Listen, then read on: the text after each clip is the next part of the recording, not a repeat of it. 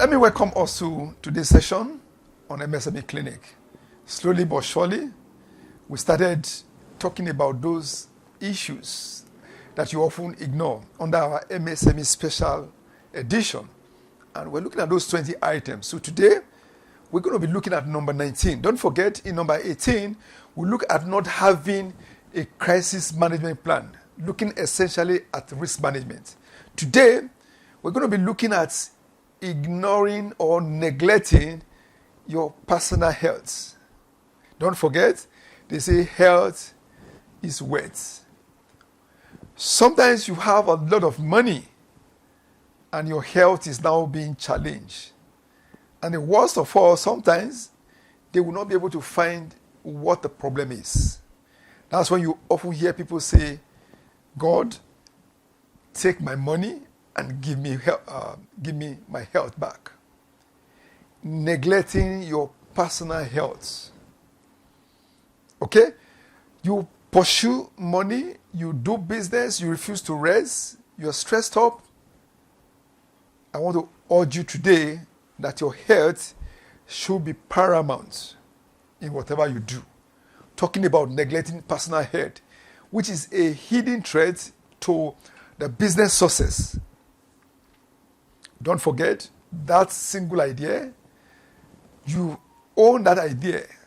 You are supposed to grow that enterprise to become a mega enterprise to employ people, deploy machines, talking about technology. But today, your health is now in jeopardy.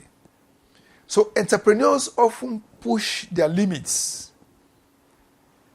There's an adage that says that, hard work doesn't kill. In as much as I believe in that, I practice that, but you must give a place to your health. Listen to your body. Feel the signals. Okay? So, ignoring your personal health can lead to burnout. People are stressed up, refusing to do the required exercise when they need to do those exercises. And that is now becoming a major headache to them. So, I want to urge you that when you make poor decisions concerning your health, then you can have that burnout. And at the end of the day, and ultimately, you're going to have that reduced productivity, which is not what we canvass for. So, all of which will eventually have a negative impact on the business. Because the moment your health is challenged, you can no longer do business. Okay?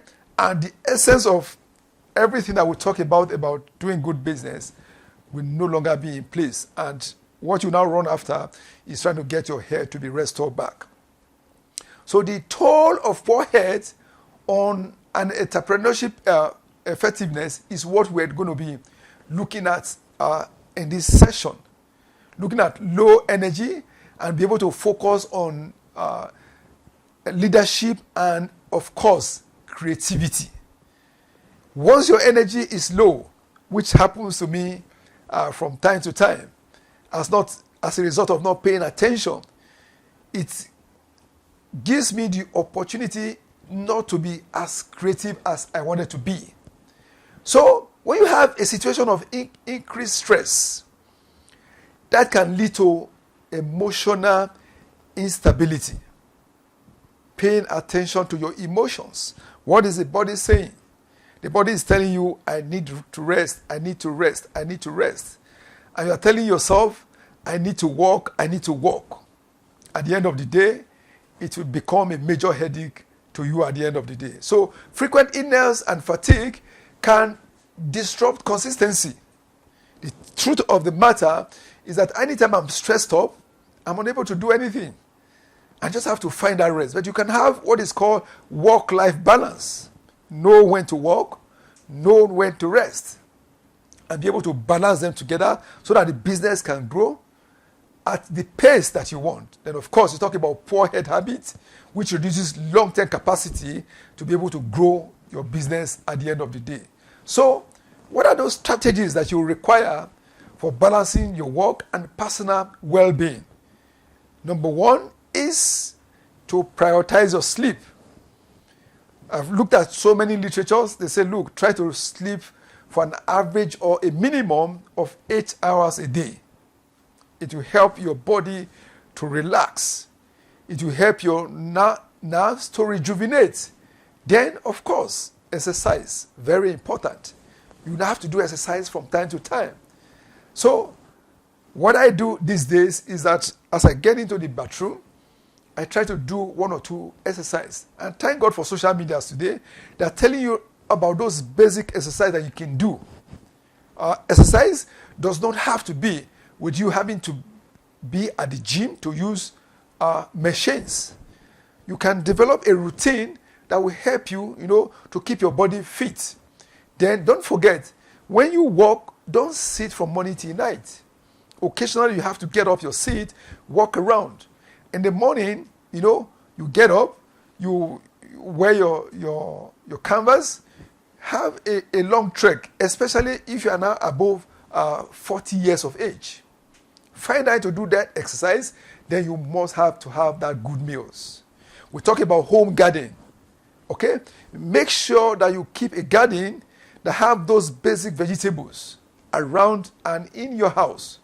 So that, that is part of the exercise. You go in the morning, you plant your tomatoes, you plant your amaranth, you plant your ugu, and those other vegetables that you're so used to. Then, of course, you plug them, have what is called a balanced diet to be able to maintain, your physical and your mental strengths at the end of the day. Very important. You have to be able to balance the two. Then, of course, you prioritize your sleep, your exercise, and your nutrition. Then number 2 is to be able to set boundaries. Okay? Define clear work hours and personal time. This one that you're having breakfast, there is your computer by your side, you take a teaspoon of tea, you're taking tea. No, that's not work-life balance. You must be able to set boundaries. When it's time to eat, it is time to eat. You settle down and eat very well. Then, of course, if it's time to work, you also now put out that time to be able to work effectively. Then, the art of delegation is number 3. Okay, now you feel that you are master of everything, you want to do everything.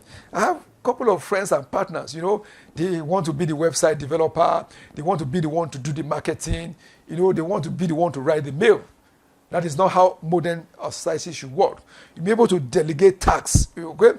Avoid micromanaging and be able to reduce what is called overload at the end of the day. Of course, you need to practice stress management, use mindful hobbies and therapy to be able to get yourself to a mental health that is suitable for the kind of business that you're doing. Then you must take regular breaks, very important. Okay?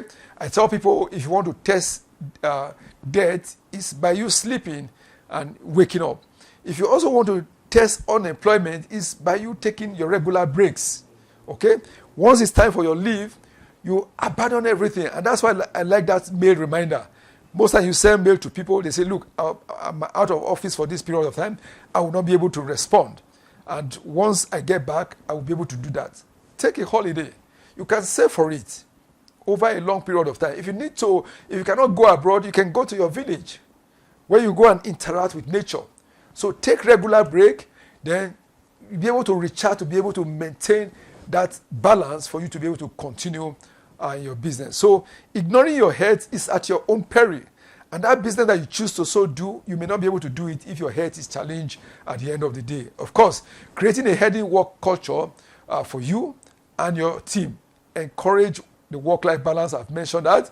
Then other awareness programs or health resources is very important. Then you need to be able to promote open communication and mental health support. Then, of course, you have what is called model health habits as a leader of that organization at the end of the day. So in rounding up this session, which is number 19, we've come a long way, all the way from, number 1. Now we're gradually cruising and getting to number 20. It's a series that we started a long time ago, and the feedback we're receiving is that people really actually they enjoyed the session that we've been doing, especially as it has to do that with those little things that you do that can affect your business at the end of the day. So a healthy entrepreneur builds a healthy business Your personal well-being is not a luxury, it's a necessity for a long-term success at the end of the day. So we move on to the last session, which is the much awaited skipping market research,